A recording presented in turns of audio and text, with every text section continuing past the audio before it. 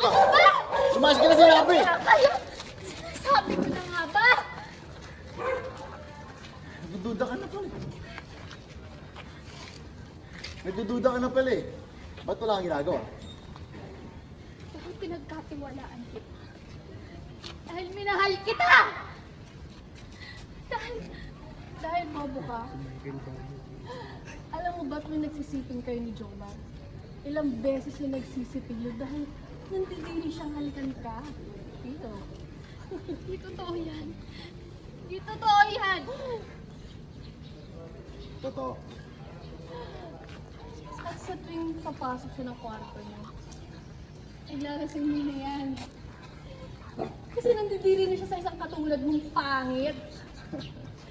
Tinitiis lang naman niya kasi meron siyang mapapala sa'yo. Trip cut tayo.